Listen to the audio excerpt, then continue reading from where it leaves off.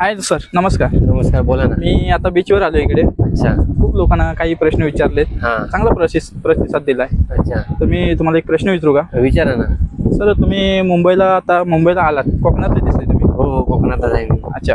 तर माझा असा प्रश्न होता, हा, तुम्ही मुंबईला किती वर्ष राहता? मला मुंबईत कमीत कमी आता 5 ते 7 वर्ष होतील. अच्छा. मग हा. स्वतःची रूम वगैरे आहेत? मुंबईत माझं असं स्वतःचं घर असं नाही, मी सध्या भाड्यानंच राहतो. तुम्ही अजूनपर्यंत मुंबईमध्ये का घर घेऊ शकलात नाही?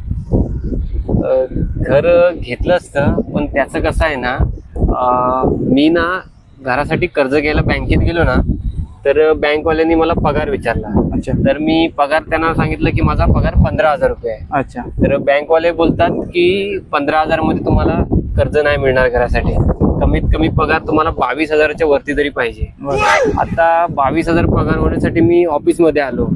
ऑफिसमध्ये मी सरांना बोललो, माझ्या बॉसला बोललो की माझा पगार वाढवा.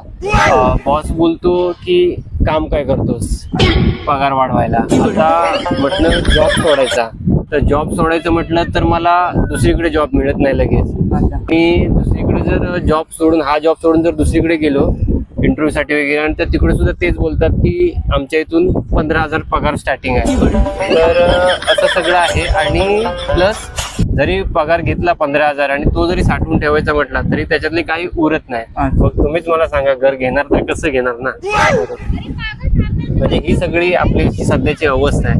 त्याच्यामुळे मी आतापर्यंत घर नाही घेऊ शकलो. तुमच्याकडून काय मदत होणार असेल तर सांगा. म्हणजे तुम्ही आता सगळीकडे बीच फिरताय म्हणून कुणी काय दिली बिल असेल तर. बीच फिरते म्हणजे वर्गणी गोळा नाही करत आहे. असं नाही.